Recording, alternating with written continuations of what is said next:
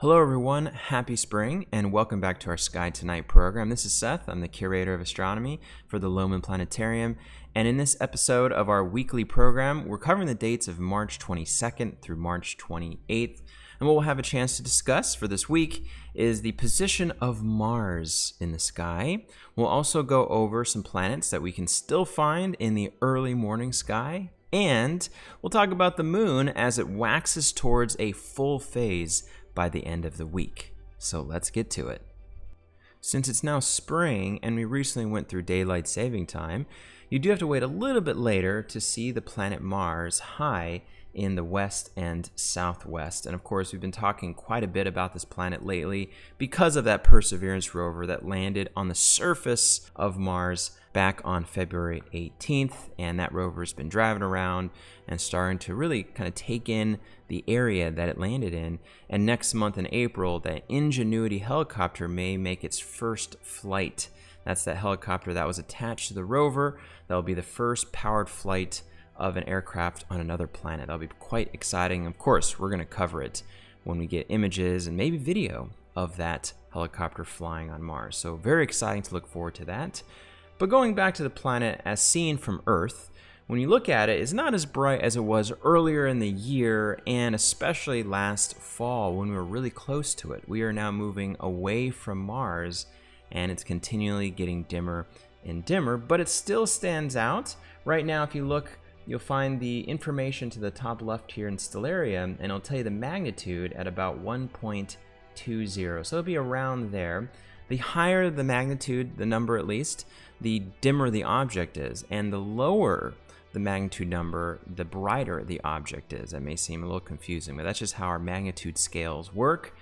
And 1.2 is not too bad. Some of the stars around it, like the star Aldebaran you find here, which is part of the constellation Taurus the Bull. That's where we find Mars in right now, kind of in the horns of Taurus. This star Aldebaran is about 0.85, so technically a little bit brighter than Mars. And the stars of Orion are quite a bit brighter than the planet. This is Rigel, which you can see here is about 0.15, and Betelgeuse, which is about 0.45. Those are the brightest stars in Orion.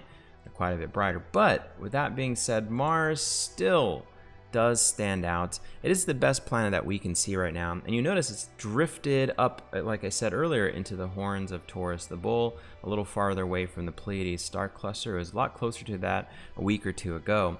And as we go through the rest of the month and into later in the spring, you'll find that Mars continues to move through Taurus, and we move really quickly there, all the way into April, kind of middle of April. And you'll see that Mars will descend lower in the western horizon, move kind of out of Taurus, and eventually get closer to the Gemini twins, which we find up here. But for now, if we go back to the week that we're talking about here, you'll still find Mars in Taurus the Bull right there, and not as bright as it can get, but still looks nice. And so maybe you'll get a chance to find it looking like a non-twinkling reddish star. Now, I mentioned that Mars is the best planet we can still find in the evening sky, but for the morning, around the 6 o'clock hour, just depends on where you live, in the east-southeast, you may find just before sunrise 2 fairly bright planets, especially one of them, which is the largest planet in the solar system. Just a couple weeks ago, I did talk about this area. There's a lot of activity going on here, and there's still some nice things to see. So if we look at the brightest of the two, you'll find these 2 objects here. There's not a lot of bright stars around them, so they may stand out. You'll find the brightest one is the planet Jupiter, the largest planet in our solar system.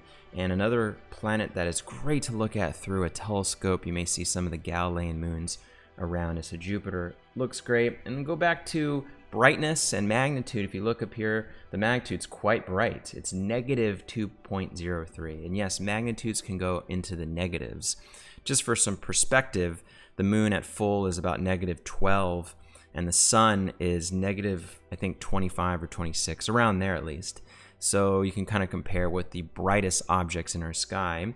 And Sirius, the brightest star, does not get as bright as Jupiter and Venus. Venus is the brightest one of all the planets and stars, but Jupiter definitely holds its own as negative 2.03 that you find here. And then just above and to the right, just a little higher in the sky, is this planet here at magnitude 0.75, and that's the planet Saturn right here. Of course, the planet with beautiful rings around it. Another great telescopic object to focus in on. The rings are amazing, and maybe a moon or two around it as well. So if you're an early morning riser, these two planets are quite nice to look out for in the east. You may recall from a previous episode that Venus was hanging out in this area, but Venus moves really quickly around the sun because it is closer to the sun than Jupiter and Saturn. It feels the tug of gravity more significantly than the outer planets, which means it moves much more quickly through our sky. So it has left this region and has plunged into the sun's glare. And we can't see it now because of that, but we can kind of cheat a little bit and look through the ground to give us a view of this here in Stellarium. So if we turn ourselves more towards this direction here, and I'll turn off the ground, which is a nice feature to have, you'll find the sun and the glare kind of removed here a little bit at this time. And there is Venus, which again is the brightest planet we can see in the sky, which I've said many times before, of course.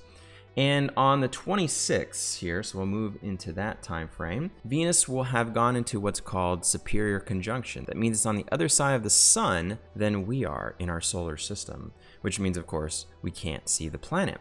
But it won't stay there for too long. It will move past that and kind of below it, heading towards the evening sky. So if I kind of move down this way here, and I'm going to kind of go back in time just a little, bring this a little farther down here, and speed time up just through the next maybe couple months here, and we'll see a lot of things going on and moving. That's probably Mercury right there, but we're going to see Venus continue its trek into the evening sky. If we actually flip things around, we'd actually be in the evening and we would see it above the sun. And as we head into June and the summertime, we're actually going to get a chance to see Venus in the evening. So that will be quite nice for our summertime. It will sort of change from the morning to the evening, and it's sort of in the middle of that process. But for now, it's still nice to see Saturn and Jupiter above the east just before sunrise if you want to take a look at these wonderful gas planets. So let's not forget the moon and its whereabouts this week. And it starts off pretty high in the sky in the evening, just after what's called first quarter phase. That's on the 21st. And that's what we see here. But if we go into this week, it'll be just past that, a little more than half full, and centered right inside the Gemini twins that we find here. Still a lovely winter constellation that we can find at this time of the year. It's nice. Now, if we continue through the rest of the week here, we'll continue to see the moon wax across the sky. That means we're going to see more of the lit side of the moon that faces us come into view. So let's continue on here as we move through Tuesday, Wednesday, Thursday, and Friday. But by the time we get to Saturday and then Sunday, you'll find the moon will be very large because that's when we have a full moon. That's technically on the 28th here at the end of this week. And you'll find a very large full moon rising out of the east. And anytime we have a full moon, it is opposite of the sun in the sky. That's the way it can be a full moon as seen from Earth. And there are a couple interesting terms for our full moon this week. One is the full moon in March, or just the moon in general in March, is called the worm moon. And the Farmer's Almanac says that one of the sources for the name worm moon comes from Native American tribes here in this part of the world. And the idea is that here in the spring, the ground is thawing, at least for more northerly locations where you have a lot of ice and snow. And that means the worms are starting to show activity again because the ground is softer. Some even believe that it's because the beetle larvae in trees start to be active because the tree bark starts to thaw as well. But maybe some type of worm is showing more signs of activity at this time of the year, hence the name worm moon, which is kind of a fun one. The other term you're going to hear is also something called a supermoon. Now, supermoon is a relatively new term that we're hearing in the public sphere. It's been around for actually a long time, but it really gained some popularity in the last 10, 15 years. It's when that full moon is at what's called perigee, at its closest approach to Earth. And what happens is the moon's orbit around the Earth is not perfectly circular like any other orbit in our solar system. and it's a slight oval shape, which means there are times when the moon is a little closer to us, which is called perigee, and when it's farther from us, which is called apogee. And that can kind of change throughout the year. Well, perigee, when it lines up with a full moon, or at least pretty close to a full moon, it makes that full moon a little bit brighter and just a little bit bigger. And that's where the term supermoon comes into play. This short animation from NASA does a great job of exhibiting the difference between a perigee moon when the moon is closest to Earth, and it's showing it in kilometers, so at about 363,000 kilometers, compared to an apogee moon when the moon is farthest from Earth, about 405,000 kilometers from our planet. You can see it's not to scale, but it just kind of gives you an idea of the difference here. If we move ahead with the animation, it will compare a perigee supermoon with an apogee moon, and that's something we call a micromoon, which I love that term here. So here is the comparison between the two extremes, between a perigee moon, which is the closest we're going to see the moon for the most part when it's full, and an apogee micromoon when it's farthest from us and looks the smallest. And you'll notice it's not much of a difference in size here. Down here it says it appears 14% bigger and about 30% brighter. So the brightness may be enough to definitely see. The size will be a little bit harder. And remember, this comparison you see here is comparing the two extremes. The moon is not usually this small during a full phase, but if you could compare the two right next to each other, it still would be kind of difficult to see the difference. You would notice perigee being a little bit bigger, but not by a whole lot. And so that's kind of important to think about when it comes to a supermoon. It may not be as significant as people realize. If you want to compare a supermoon like the one we're having on the 28th with an average size full moon, this image does a pretty good job of it. And on the right side is a supermoon from 2011, and on the left side is just an average size full moon from 2010.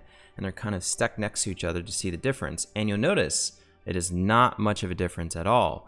And so if you could compare these moons next to each other, especially from one month to another, since we can't put two moons together, it's really hard to notice the difference. So keep that in mind when you hear these supermoon events come up. But it is interesting to think about the moon being closer and farther away and coinciding with various phases. Now, it is true that during a full moon or new moon, the tides here on Earth are just a little bit stronger, and that's because during a full or new moon phase, the moon's gravity is combined with the sun's gravity on tugging the Earth a little bit, kind of pulling the Earth. And when it does so, it enhances the tides. So high tides are higher, low tides are lower. The tides are more extreme, and during a super moon, those tides might be a little stronger than a normal full moon. And so there is a little bit of a difference there. Now, there was some speculation that during a supermoon that tsunamis or earthquakes or some type of natural disaster could occur a little easily, and that's been totally debunked. We haven't found any science or any evidence to show that that's true. So we're not finding that a supermoon can cause any of those events. If you hear about that, the evidence does not show that connection. But again, tides may be a little bit stronger than normal, so keep that in mind as well. And another interesting fact is that this is the first of 4 supermoons that are occurring back to back. So there'll be a supermoon in April, May, and June. So we got a lot of supermoons, a lot of perigee moons going on consecutively, and so that's kind of interesting as well. So I'll say happy supermoon, and especially happy worm moon coming up this week. Hey, you made it through another edition of our Sky Tonight. Thank you very much for tuning in. And if you have the time and in the area, we'd love to see you around at the Lohmann Planetarium. We are running shows safely and every day, so check us out and check out our schedule online if you want any more details about our show lineup. But hope to see you back here again for another virtual tour of the skies above. Thank you very much. Take care, and of course, happy stargazing.